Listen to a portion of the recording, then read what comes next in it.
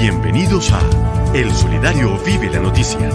Aquí está el nuevo Solidario con todo lo necesario para entender la información y todos los argumentos en voces de los expertos para reforzar tu opinión. De hoy, lo que tiene que ver con el conflicto y la escuela en el marco de la Cátedra de la Paz y la relación del conflicto con temas de calidad, pero también de deserción educativa. Así que es un tema muy interesante y dirigido a todos nuestros maestros, maestras que a esta hora están conectados ahí en las redes sociales. Y por eso los invitamos para que interactúen respondiendo esta pregunta. ¿El conflicto armado en Colombia tiene una relación directa con el ámbito escolar? Ahí entonces está la pregunta para que ustedes a través de nuestras redes sociales pues nos den a conocer su opinión y así podamos también interactuar y poder tener ese concepto tan importante de nuestros seguidores. A las 10 de la mañana, 3 minutos en esta sección, Vivian nos va a presentar el invitado del día de hoy para quien tenemos bastantes inquietudes que plantear y los invitamos también para que a través de redes ustedes también planteen sus inquietudes con el invitado de hoy. ¿De quién se trata, Vivian? Bueno, así es, profe Miguelito. El día de hoy tenemos un invitado especial, se llama Leonardo Arévalo Rojas. Voy a hacer una pequeña biografía acerca de él. Estudiante de Fulbright, doctorado de Educación Comparado Internacional de la Universidad de Columbia en Nueva York. Sus intereses investigativos están centrados en la relación de la escuela con los procesos de migración y desplazamiento forzado, así como la educación para la paz. Leonardo cuenta con 8 años de experiencia como consultor educativo para las ONGs, universidades y el gobierno colombiano en educación ciudadana, resolución de conflictos en ambientes escolares y aprendizaje de diálogo. Desde el año 2022 se ha desempeñado como asistente de investigación de la profesora Michelle Bellina de la Universidad de Michigan en Estados Unidos, para el análisis de la apropiación de temáticas de conflicto armado, justicia y paz en escuelas públicas de Bogotá, profe Miguelito. Bueno, entonces ya tenemos aquí a nuestro invitado. Entonces, muchísimas gracias, Leonardo, por estar hoy en el Solidario. ¿Verdad? Gracias por aceptar esta invitación y sacar estos minuticos para compartir toda esa información que tiene con nuestros seguidores. No, muchísimas gracias a ustedes, muchísimas gracias, profe Miguel, muchísimas gracias, Vivian, por tenerme acá. Es un placer poder compartir un poco, no de mi experiencia, sino la experiencia de muchos docentes a lo largo del país y de Bogotá que vienen trabajando en temas de paz. Bueno, entonces importantísimo este contexto, este invitado con todos estos lujos que nos ha dado aquí en su hoja de vida en Vivian. Y bueno, vamos en materia de una vez, entonces quisiéramos preguntar, en ese análisis de los temas educativos, es importante abordar ejes sociales como violencia y conflicto. ¿Existe una relación directa entre estos dos aspectos, violencia y conflicto? Sí, definitivamente sí. Podríamos decir que podría haber cierta secuencialidad. Primero que todo, debemos entender que el conflicto en sí mismo no es un concepto negativo. Generalmente, cuando hablamos con las personas en la calle, cuando hablamos de conflicto, pensamos en un problema. Sin embargo, el conflicto es una situación intrínseca a nuestra humanidad. Es el encuentro de dos posturas totalmente diferentes. Entonces, ¿cuál es el problema? El problema es cómo abordamos ese conflicto. Muchas veces podemos encontrar el diálogo como una alternativa para solucionar el conflicto, pero también muchas veces se llega a la violencia. Entonces, podemos encontrar allí que el conflicto tiene distintas maneras de abordarse. Antiguamente se buscaba solamente solucionar un conflicto, pero ahora incluso posturas mucho más contemporáneas están hablando de la posibilidad de transformar un conflicto, porque un conflicto, en tanto que es el encuentro de posturas distintas, es también la posibilidad, es también la oportunidad para transformar, es la posibilidad también para encontrar nuevas oportunidades. Entonces es importante empezarnos a pensar que el conflicto no es algo negativo. De hecho, la ley de convivencia, la ley 1620, hace un reconocimiento precisamente de esa reconceptualización del concepto de conflicto y nos habla desde la posibilidad también de esos encuentros dentro de lo distinto, pero el problema está allí cuando esos conflictos son manejados inadecuadamente y la violencia es uno de ellos. El conflicto armado precisamente es una respuesta violenta precisamente a una situación de conflicto que tendría muchas maneras para solucionarse, pero que en este momento pues está basado sobre las armas y ese sería pues uno de los temas de los que hablaremos ahora. Bueno, sí, importante entonces esta parte de inicio de nuestro programa en este tema tan importante que lógicamente hemos traído para ustedes en el día de hoy, pero sé que Vivian también tiene algunas inquietudes también para Leonardo, nuestro invitado en el día de hoy. Así es. Leonardo, ¿considera usted que el conflicto y la violencia en Colombia nos está ganando a los jóvenes y niños de nuestra actualidad que pueden verse atraídos por ese tipo de grupos armados por encima de las escuelas y otras formas legales de participación? Sí, yo creo que no, de hecho no es un problema contemporáneo, creo que lo hemos visto pues en estos días precisamente con las nuevas olas de violencia que se están viviendo en las regiones. Sin embargo, es un problema que data de muchísimos, muchísimos años. De hecho, me gustaría hacer mucho énfasis al trabajo y precisamente a la información que estuvo trabajando durante mucho tiempo la Comisión de la Verdad y que con la publicación del informe el año pasado nos dieron ideas súper muy interesantes sobre este fenómeno. Por ejemplo, podríamos considerar que más o menos entre 1980 y el 2013 se calcula que más o menos habían 16.238 menores de edad que fueron reclutados forzosamente por grupos armados. Entonces es un fenómeno que obviamente está afectando, pues, está afectando a nuestros estudiantes, está afectando pues, la población de nuestro país. Y esa situación pues también obedece a distintas características. Por ejemplo, dentro del mismo reconocimiento que hace la Comisión de la Verdad y la Comisión empieza a explorar un poco las causas, nos podemos encontrar que uno de los principales factores son las condiciones de precariedad que están viviendo los jóvenes, los niños, las niñas en las regiones. Precisamente cuando hay pocas oportunidades para desarrollar su propio potencial dentro de las mismas regiones, nos vamos a encontrar que ellos buscan alternativas de supervivencia y efectivamente los grupos armados en muchos casos se convierten en esas opciones. Entonces, esa va a ser una de las causas que se revisaron desde la Comisión de la Verdad. De igual manera, pues nos encontramos pues en la misma presencia de los grupos armados y los mismos grupos armados pues controlan y definen las mismas dinámicas de vida de la población, especialmente en la ruralidad.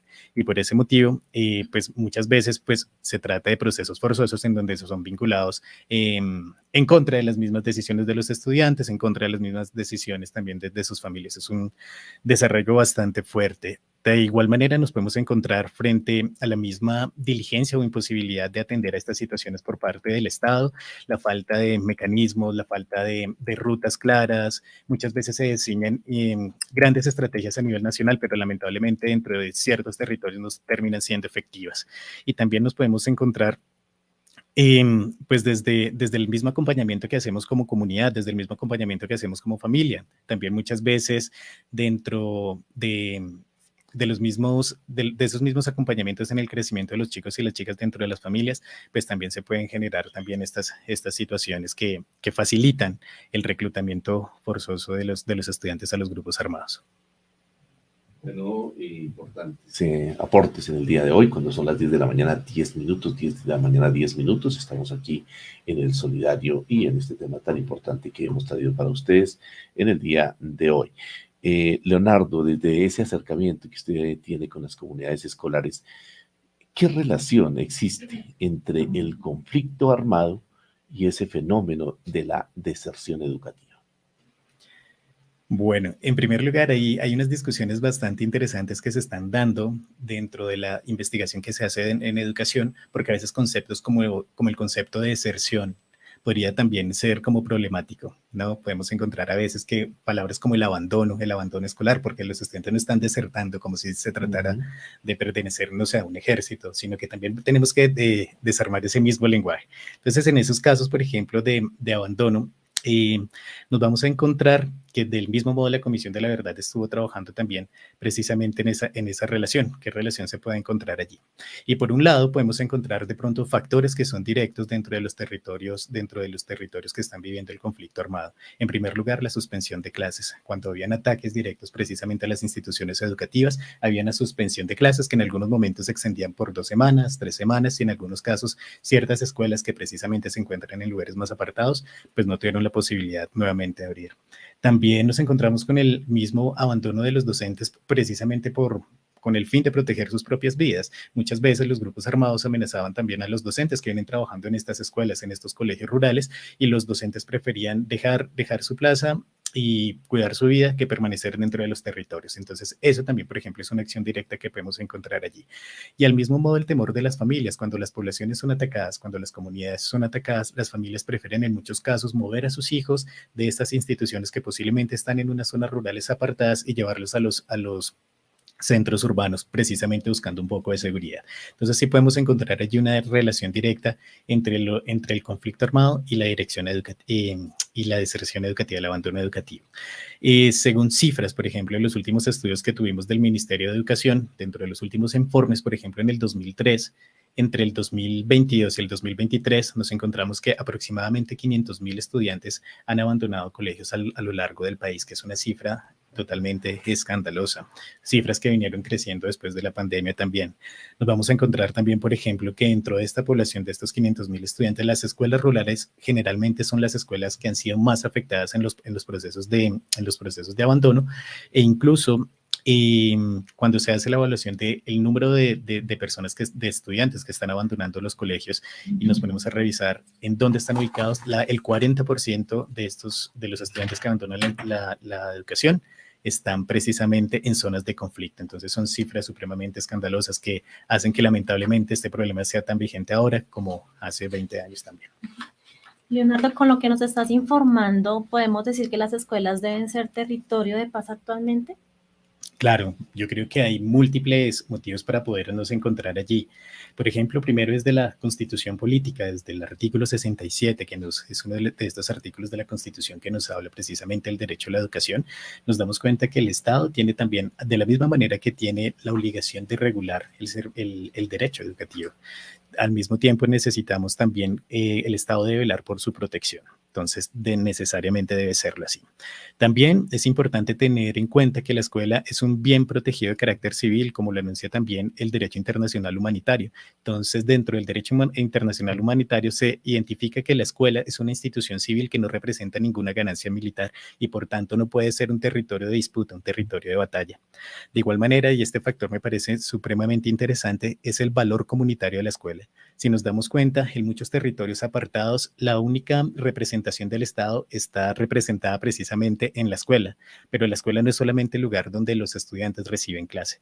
La escuela es el lugar también de encuentro de la comunidad, es el lugar donde se reúne la Junta de Acción Comunal, es el lugar donde se realizan los bautizos, donde se realizan pues, las distintas ritualidades de la misma comunidad. Entonces, la escuela tiene un lugar simbólico en nuestra ruralidad colombiana. Entonces, cuando estos territorios terminan siendo vulnerados, no solamente se está atacando los procesos educativos y los proyectos de vida de los estudiantes, también hay una afectación directa al desarrollo mismo de la comunidad, y por ese motivo pues necesariamente tiene que convertirse en un territorio de paz. No se están hablando solamente de los estudiantes, se está hablando de la vida comunitaria, de la vida en ruralidad, que es el 75% de nuestro país. Y al mismo tiempo es bien interesante sobre esos estudios de la comisión. Comento mucho sobre la Comisión de la Verdad porque ha sido como de los ejercicios más profundos que se han hecho precisamente de manera reciente frente al conflicto armado en el país, y en relación y de hecho pues tenemos uno de los grandes tomos que se desarrollaron, no es un mal menor, está dedicado precisamente a la niñez, cómo fue afectado precisamente la infancia aquí a través del conflicto armado, y hay datos supremamente interesantes que se comentan allí. Por ejemplo, podemos encontrar también que dentro de los estudios que hizo la Comisión de la Verdad sobre las afectaciones y la necesidad de la escuela como territorios de paz, la Comisión de la Verdad evaluó 881 casos desde 1980 hacia adelante, donde las escuelas se convirtieron en víctimas del conflicto también. Escuelas que fueron ocupadas, escuelas donde los distintos grupos armados pues establecieron trincheras, establecieron también lugares para descanso, encontraron también como lugares para controlar a la comunidad e incluso lugares de reclutamiento. Entonces, este concepto de la escuela como víctima también es un llamado a la necesidad de pensarnos las escuelas como territorios de paz. Y ya que estamos hablando de escuela, territorio de paz, ¿qué opinión le merece el acuerdo que desde la Federación Colombiana de Trabajadores de la Educación, FECODE, hicimos con el Gobierno Nacional en el capítulo 4? Tenemos un punto que pues quiero aquí compartirlo, y pues también la información y pedagogía que estamos haciendo de los acuerdos con nuestros seguidores también aquí en las redes sociales, y este espacio de Vive la Noticia pues también nos ayuda desde el Solidario a mirar y lógicamente socializar este punto. Quedó de la siguiente manera y me gustaría escuchar su opinión. A ver, ¿qué opina usted desde este punto de vista de la negociación de este acuerdo colectivo? Dice así: el Ministerio de Educación Nacional implementará estrategias que permitan transformar las prácticas pedagógicas y la cultura escolar para hacer de los establecimientos educativos espacios para el ejercicio de la ciudadanía, la reconciliación, el desarrollo socioemocional, el antirracismo y el cambio climático. Se identificarán, socializarán e intercambiarán experiencias de educadores y de establecimientos educativos en relación con la historia del pasado reciente, la justicia restaurativa y la reconciliación y la escuela como territorio de paz. Se fortalecerán redes de maestros, de comunidades de práctica y de organizaciones sociales para que aporten a la erradicación de las violencias con miras a hacer de los establecimientos educativos territorios de paz y contribuir así con una vida digna en el marco de los derechos y la justicia social. Bueno, después de este texto, que es el que se consensuó, ¿qué opinión le merece frente a este acuerdo que se hizo entre FECODE y el Ministerio de Educación Nacional? Bueno, yo creo que los procesos relacionados con la educación y la paz dentro del sistema educativo colombiano siempre serán necesarios. De hecho, nosotros tenemos una larga trayectoria relacionada con educación para la paz. Recuerdo pues la investigación de un amigo de Jorge García, que él precisamente a propósito del trabajo que se venía haciendo en relación de la Cátedra de Paz, daba cuenta que la Cátedra de Paz no es la primera vez que se menciona en los procesos de paz dentro de la educación. De hecho, si recordamos todo lo que fueron el desarrollo en el 2003 de las competencias ciudadanas, que posteriormente vino precisamente con todo el proceso de formación en el 2009 en relación a derechos humanos, que se potenció después con la ley de convivencia escolar en el 2013. Tenemos una gran trayectoria de precisamente de proyectos y acuerdos en relación a la construcción de paz, a la construcción de ciudadanía. Pero a veces también me parece que es bien interesante siempre. Yo creo que este tipo de discusiones nos permiten darle vida nuevamente a una discusión que es fundamental dentro de las escuelas. El problema a veces siempre está cómo poderlo materializar. Encontramos allí, por ejemplo, que la iniciativa me parece supremamente loable, pero también a veces en la hora de materializarlo, en la hora de encontrarlo, las rutas concretas es donde puede ser un poco más compleja la situación. El caso, por ejemplo, muchas veces nos encontramos quiero comentarles de pronto un poco sobre el proyecto de investigación que actualmente estoy desarrollando con la Universidad de Michigan, liderado por la profesora Michelle Bellino, en donde junto con ella y el equipo de investigación estamos valorando también el trabajo de la Cátedra de Paz, la apropiación de la Cátedra de Paz en colegios públicos de Bogotá. Y nos dábamos cuenta, por ejemplo, que siendo un tema tan fundamental como nos estaba comentando ahorita el profe Miguel, nos damos cuenta también que al mismo tiempo muchas veces estos elementos o estas discusiones terminan siendo lideradas por pocas personas al interior de las instituciones educativas. Siento que debería ser una discusión transversal a las distintas áreas, porque los procesos no son islas entre las distintas materias. Deberíamos tener un compromiso colectivo para lograrlo materializar. Entonces, eso es uno de los retos. También nos encontramos que una sola institución educativa puede tener alrededor de 14 materias y en qué momento se pueden desarrollar todos estos elementos. También nos damos cuenta que los profes de sociales, por ejemplo, vienen trabajando al mismo tiempo competencia ciudadana, nos damos cuenta que trabajan sociales, que trabajan ciudadanía, que trabajan ética, y cómo podemos vincular también cómo podemos articular estas discusiones sobre la construcción de paz y de ciudadanía en la escuela. Entonces, la materialización de precisamente estos acuerdos es lo que resulta a veces más retador, pero siempre será loable y siempre será un factor que nos alegre la posibilidad de tener vigente estas discusiones dentro de la escuela.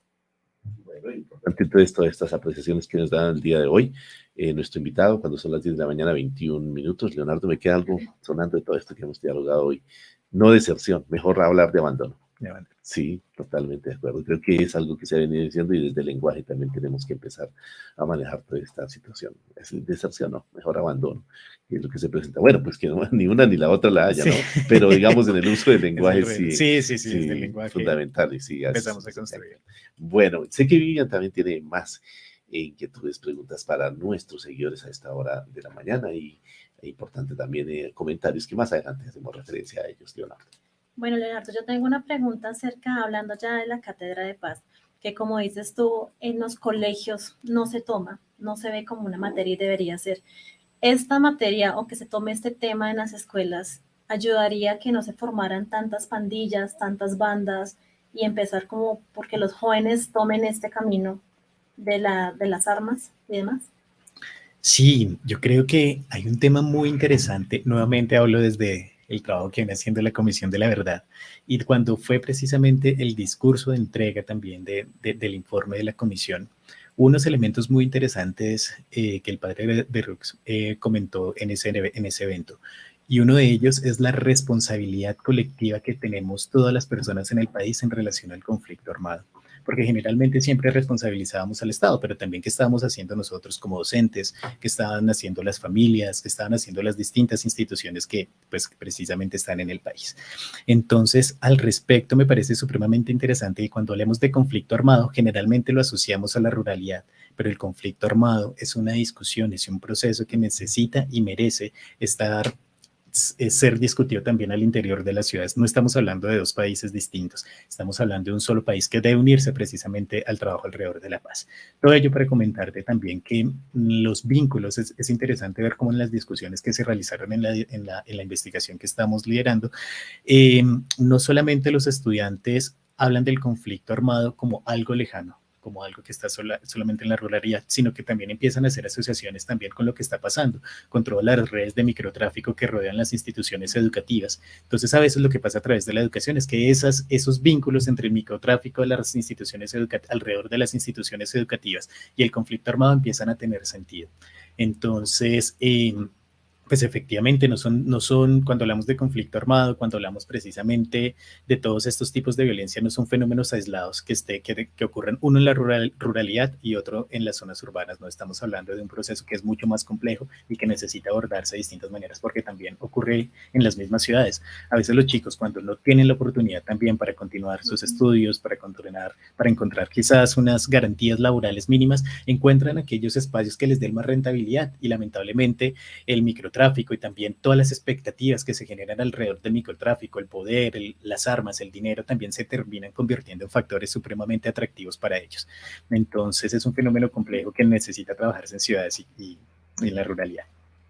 Bueno, y en las redes sociales también hay inquietudes y hay preguntas que también hacen nuestros seguidores y comentarios, por ejemplo, el de Aura Catalina Quintero, saber, dice, muy bueno que los estudiantes expresen sus sentires y saberes frente al conflicto. Sí, creemos que es muy importante escuchar ahí a los actores de este tema que estamos trabajando en el día de hoy y que compete a muchas comunidades, desafortunadamente, en nuestro país.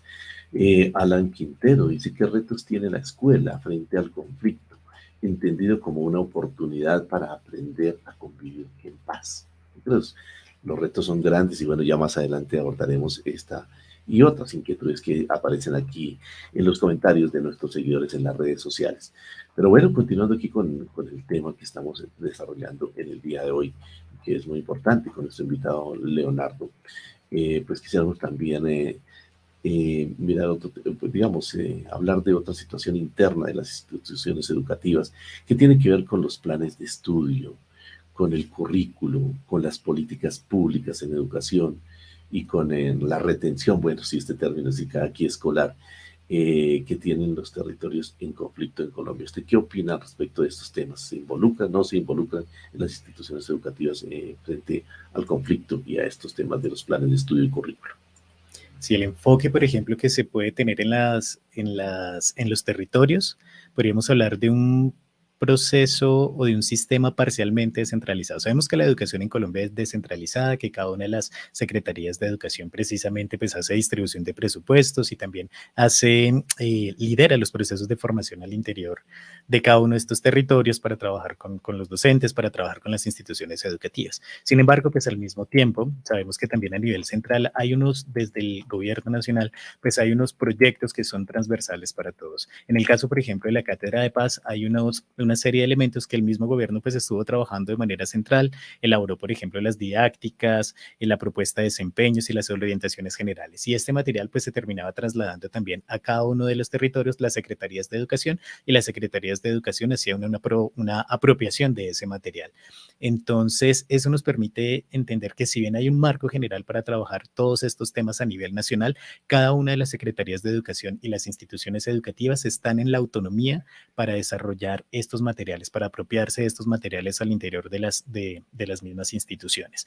Al mismo tiempo, nos vamos a encontrar que obviamente por este enfoque de derechos también hay unos programas particulares que tiene el gobierno nacional, que son iniciativas nacionales y que lo que buscan es precisamente resguardar las garantías y los derechos de estas poblaciones que han sido víctimas, particularmente en los territorios. Podemos encontrar, por ejemplo, el proyecto de Red Unidos, las jornadas escolares complementarias, Ni Uno Menos, incluso la sentencia de la Corte, la T025, también nos permite dar énfasis precisamente a estas poblaciones que han sido víctimas del conflicto y tener programas particulares.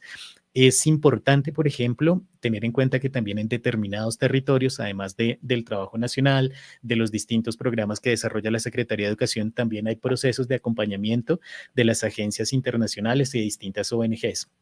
Entonces, por ejemplo, podemos encontrar que en relación a temas de conflicto constantemente está vinculado USAID, la UNESCO, el Consejo Noruego, por ejemplo. Encontramos también asociaciones gremiales que desarrollan experiencias y desarrollan proyectos al interior de los territorios. Entonces tenemos una base nacional, pero cada uno de los territorios también tiene sus propias particularidades y en muchos casos también cuentan con acompañamiento internacional y nacional de distintas ONGs y agencias internacionales.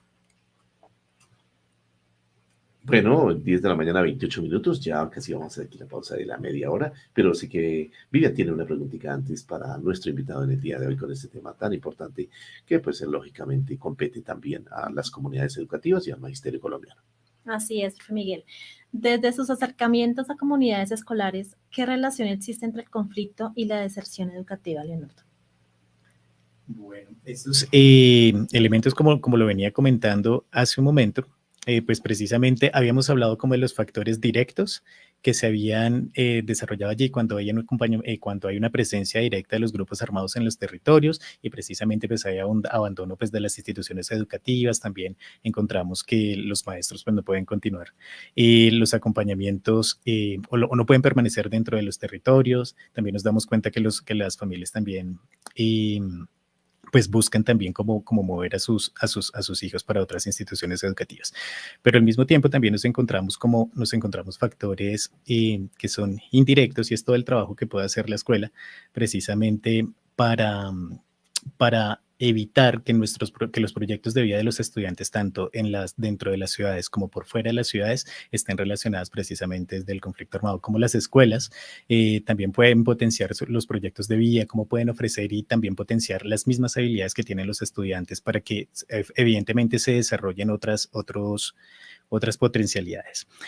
Al respecto, hay una salvedad que es importante hacerla y que constantemente aparece en la investigación sobre el conflicto armado, sobre la construcción de paz, sobre la educación y la paz, y es que si bien la escuela tiene un gran protagonismo precisamente en los procesos de construcción de paz de las comunidades, la escuela no es la única responsable de estos elementos, porque hay veces cuando tenemos problemas sociales, problemas de orden nacional y no encontramos una solución directa, responsabilizamos a la escuela como el lugar donde se deberían tramitar estas situaciones. Sin embargo, la escuela es una de esas múltiples instituciones sociales que conforman la vida. Si bien desde la escuela hay un gran potencial para poder trabajar y prevenir todas estas series de violaciones a los derechos humanos que sufren los mismos estudiantes, al mismo tiempo debe ser un trabajo conjunto, no solamente de responsabilidad de la escuela, sino de lo que está pasando también a nivel estatal, cómo están respondiendo las distintas instituciones, cómo está respondiendo la familia, cómo al mismo tiempo está resolviendo la población civil, nosotros también como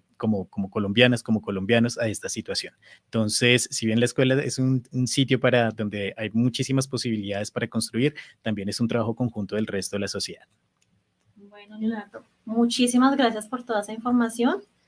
Vamos a una breve pausa, ya siendo las 10:30 de la mañana de este 19 de agosto.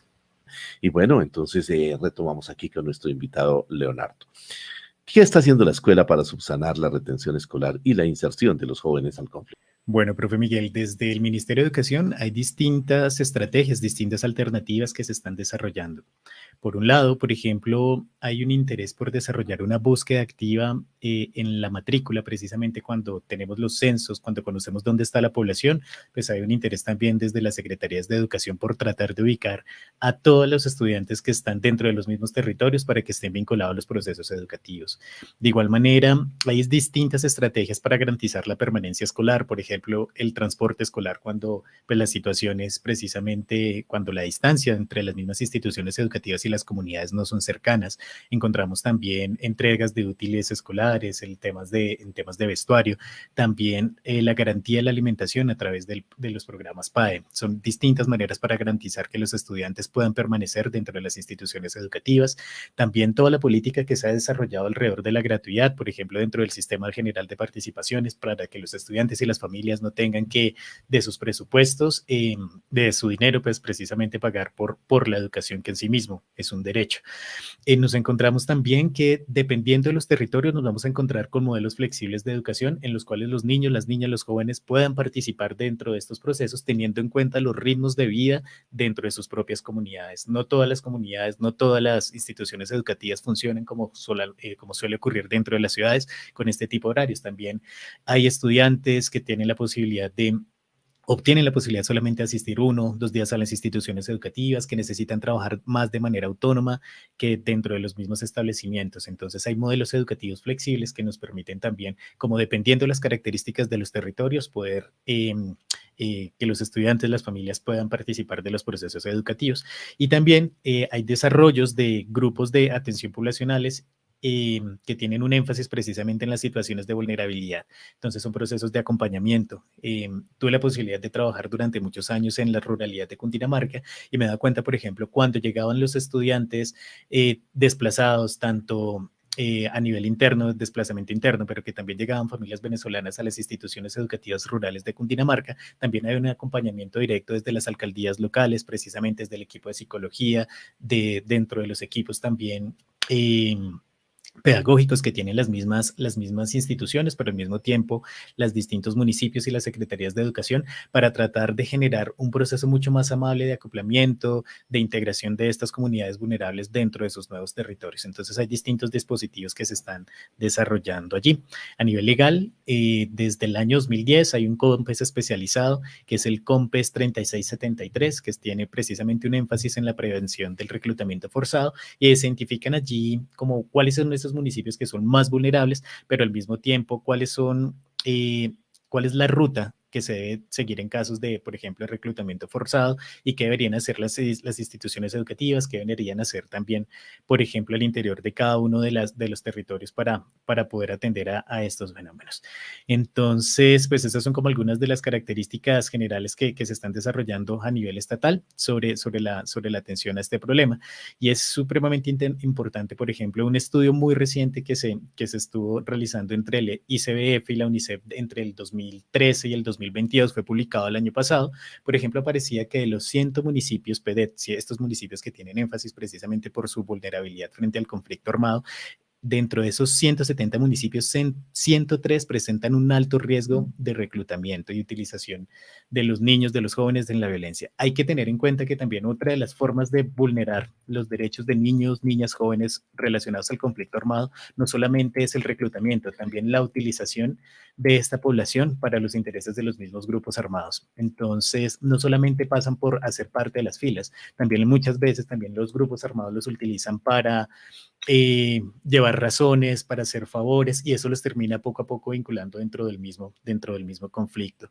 Y hay una situación muy delicada precisamente en relación al reclutamiento, por ejemplo, y es que en los últimos años ha aumentado, por ejemplo, la vinculación de menores de edad reclutados, tanto de comunidades afrodescendientes como de población indígena.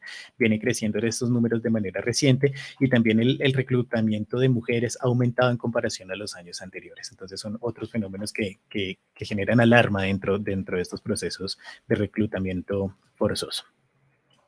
Perfecto, Leonardo. Bueno, acá tenemos un saludito y un comentario de Alan Quintero. Dice, Hermes de Cámara de Comercio, que ha tenido una importancia positiva en la transformación de conflictos mediante el diálogo entre los actores de la comunidad y educativa, acudientes, estudiantes y maestros. Ahí nuestros asociados están dando su punto de vista al tema tan importante que tenemos el día de hoy. Bueno, seguimos con las preguntas acá con Leonardo. Aspectos como el informe de la Comisión de la Verdad que se visualizó en el 2022, ¿considera usted que debe ser un tema de abordaje en la escuela? Muchísimas gracias. Sí, había hecho algunos comentarios en relación de ello. Es fundamental. es totalmente necesario que lo podamos abordar. En primer lugar, como comentaba antes, porque es una responsabilidad colectiva, no es solamente algo que está ocurriendo en la ruralidad, sino que tiene fuertes conexiones frente a otros tipos de violencias urbanas que sufren las instituciones educativas y nuestros estudiantes, y por tanto necesitamos hacernos responsables como población civil y desde los distintos estamentos también que conforman el país. Tenemos una responsabilidad colectiva frente a ello. Al mismo tiempo, no podemos seguirnos pensando, como comentaba antes, en dos países, un país rural y un país urbano, porque necesariamente si queremos hablar de un proceso de construcción de paz real, necesitamos abordarlo también de manera colectiva. Y si nos damos cuenta un poco sobre las cifras que permiten identificar esas diferencias entre lo rural y lo urbano, son abismales. Por ejemplo, se habla de que prácticamente entre los estudiantes urbanos y los estudiantes dentro de la ruralidad hay una diferencia de 2 años escolares. Mientras un estudiante aquí en la ciudad puede estar realizando 5º grado, la equivalencia para el mismo estudiante que está haciendo 5º grado en la ruralidad puede ser de 3er grado. Entonces tenemos también en temas de calidad educativa, tenemos un abismo gigantísimo que necesita ser subsanado y por eso también necesitamos trabajar también de manera colectiva. Y al mismo tiempo, bueno, se hace importante tener en cuenta y visibilizar todas estas discusiones que se vienen desarrollando, por ejemplo, desde la Comisión de la Verdad, teniendo en cuenta que no es la primera vez que hablamos de paz y la escuela, es un proceso largo que viene con una amplia trayectoria, pero que al mismo tiempo potencia los procesos en 2 sentidos. La investigación que hacía Jorge García hacía un señalamiento bien interesante sobre cuáles estas discusiones, por ejemplo, de la Comisión de la Verdad o discusiones sobre la Cátedra de Paz en relación a las escuelas, generalmente tienen 2 grandes tendencias. Por un lado, potencian el desarrollo de habilidades socioemocionales, que es precisamente el comentario que escuchábamos ahorita con el proyecto de Hermes al interior de la Cámara de Comercio de Bogotá. Pero al mismo tiempo se necesita una compresión del conflicto armado al interior también de las instituciones educativas, primero precisamente para comprender qué es lo que ha sucedido, para precisamente evitar cuáles fueron los errores que como sociedad civil también hicimos en el pasado y que no podemos repetir, al mismo tiempo para hacer una reparación pues con las víctimas del conflicto armado desde los distintos lugares que nos desempeñemos, pero al mismo tiempo conocer sobre el conflicto armado, conocer sobre el informe de la Comisión de la Verdad, conocer sobre la Cátedra de Paz, nos permite también tener herramientas para la no repetición. No podemos seguir pensando que es un país distinto del que estamos hablando, el que aparece en las noticias. Necesitamos también desde las mismas ciudades comprometernos con lo que está ocurriendo e informes como el de la Comisión de la Verdad son fundamentales y nos hacen un llamado para reivindicar ese compromiso colectivo. Bueno, importantes comentarios que hace nuestro invitado en el día de hoy, cuando son las 10 de la mañana, 46 minutos, 10:46 minutos, en este 19 de agosto, con el tema que estamos abordando hoy, muy importante para todos nuestros seguidores en las redes sociales, como es el conflicto y la escuela, y con nuestro invitado Leonardo Arévalo Rojas. Leonardo, ya hablábamos de este tema de la Comisión de la Verdad. A propósito de ello, cuéntanos un poco de ese proyecto de investigación que está desarrollando con la Universidad de Michigan sobre la Cátedra de la Paz en Bogotá. Listo, claro que sí. Es un proyecto de investigación que se empezó a desarrollar desde el 2019, en donde es bien interesante porque ha sido pues también liderado por por 2 universidades, principalmente por la Universidad de Michigan y la Universidad de Bristol.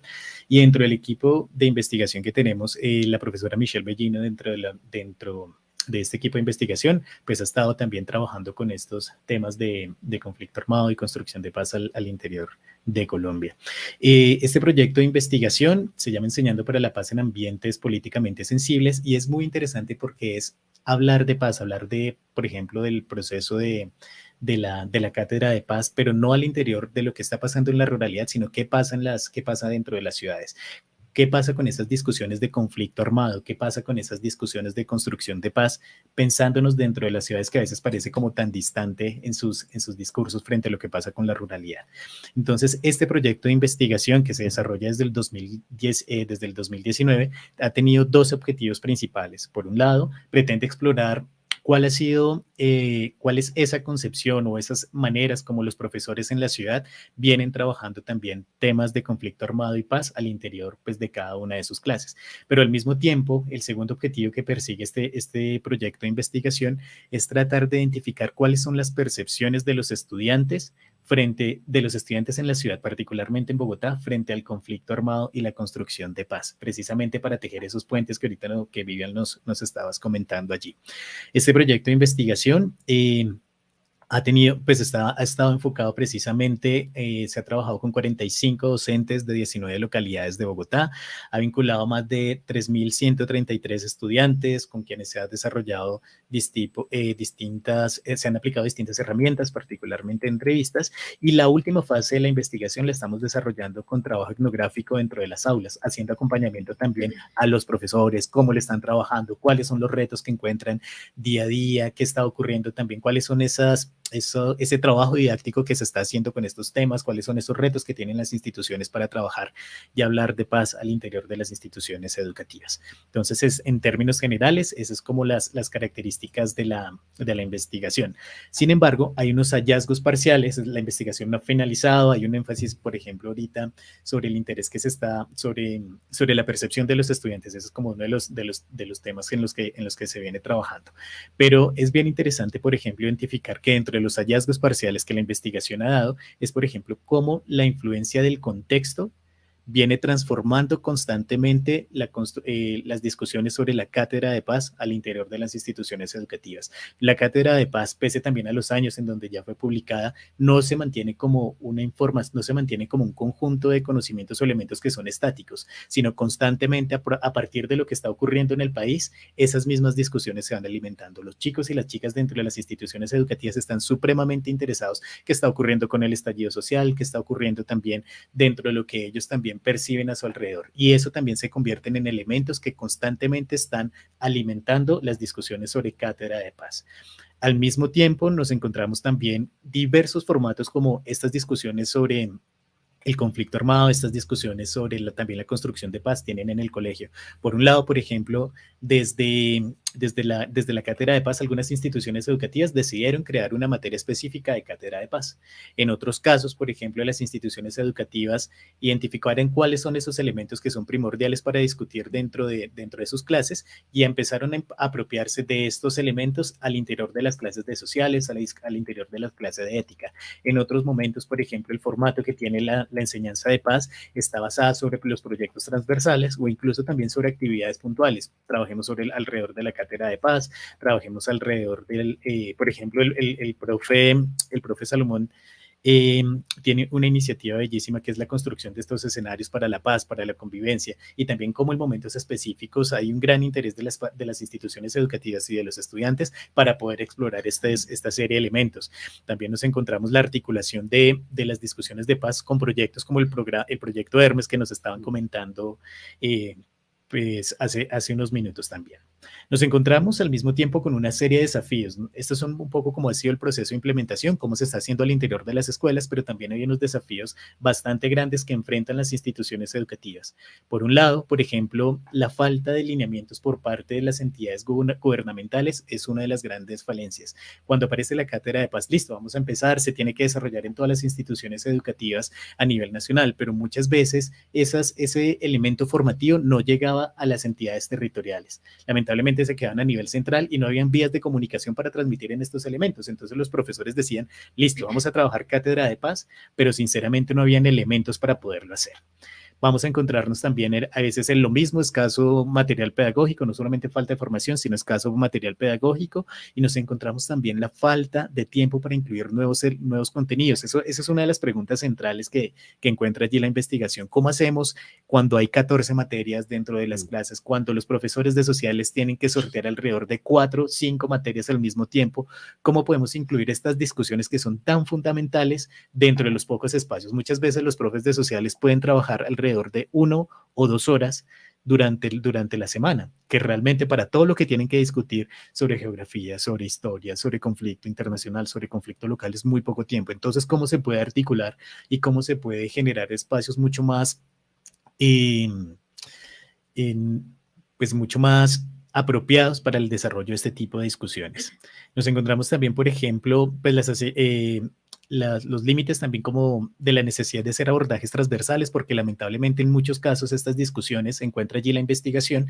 La investigación identifica que estas discusiones sobre paz recaen en muy pocos profesores al interior de las instituciones educativas. Muchas veces desde las otras materias decimos, yo soy del área de español inicialmente, entonces decimos, no, eso es responsabilidad del área de sociales, nosotros no tenemos nada que hacer allí. No se articula. Entonces, no se articula. Entonces, estos elementos que son tan transversales y tan importantes para las discusiones institucionales no pueden ser solamente de un área y no pueden ser solamente de uno o dos profesores que lideren esos procesos.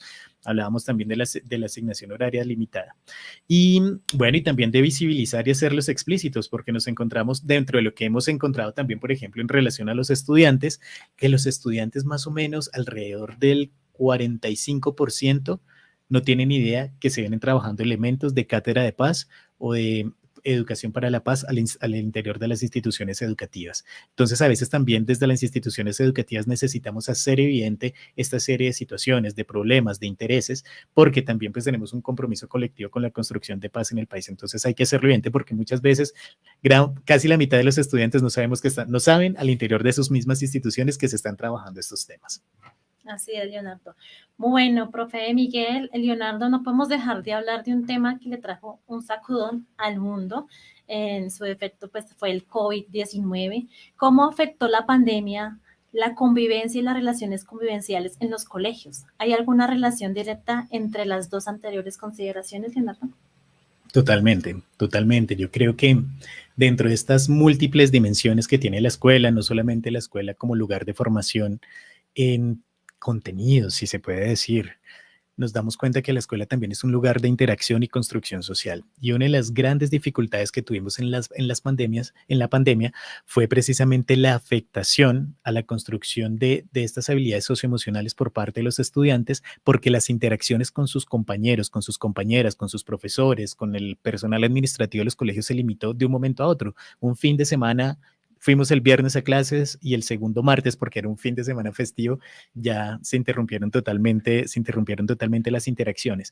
Entonces, cuando los chicos no tienen la posibilidad, las chicas no tienen la posibilidad de interactuar con sus compañeros, con sus compañeras, también hay una afectación directa al desarrollo de estas habilidades socioemocionales. ¿Cómo me regulo?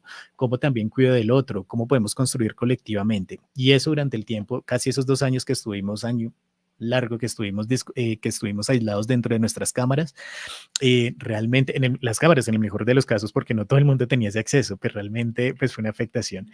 Y por otro lado, teniendo en cuenta las condiciones de vulnerabilidad de nuestra población en el país, nos damos cuenta que en muchos casos el lugar seguro para los estudiantes no es la casa, son las instituciones educativas. Y cuando las instituciones educativas cierran, que es el lugar seguro donde pueden recibir apoyo de sus profesores, compañía de sus estudiantes, garantía de derechos en términos de alimentación y demás, y se quedan solamente dentro de los hogares, muchas veces también hubo una vulneración muy grande de derechos relacionados en términos de violencia doméstica y demás.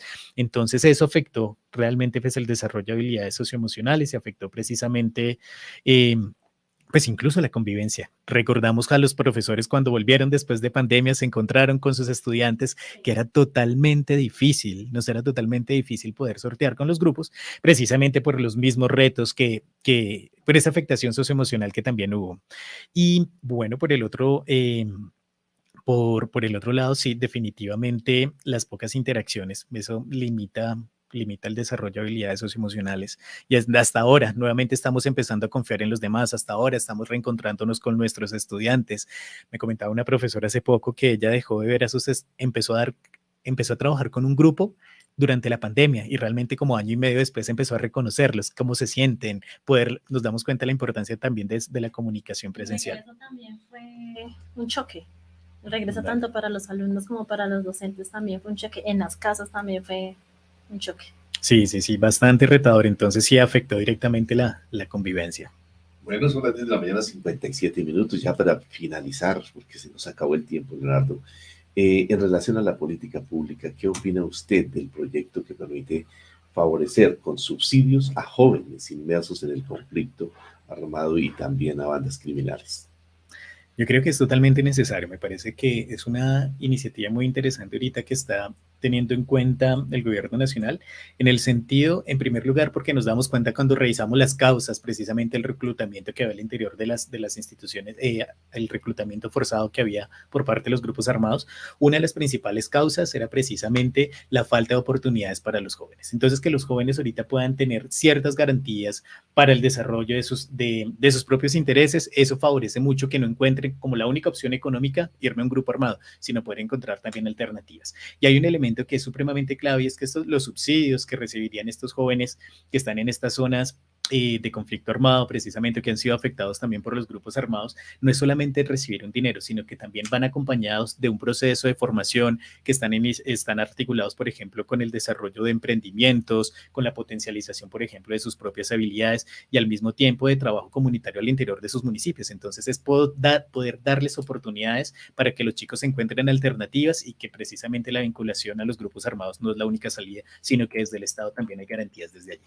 Bueno, muchísimas gracias. Entonces, en el tema del día de hoy, de verdad, Leonardo, gracias por haber aceptado nuestra invitación y por esos aportes tan importantes que nos trajo en el día de hoy para todos nuestros seguidores en las redes sociales. Bueno, muchas gracias, profe Miguel, muchas gracias, Vivian, allí por su invitación y por estar acá. Bueno, seguramente vamos a volverlo a llamar porque los micrófonos quedarán abiertos para tocar estos temas tan importantes para nuestras comunidades educativas, especialmente que es para quienes nosotros también socializamos estos programas.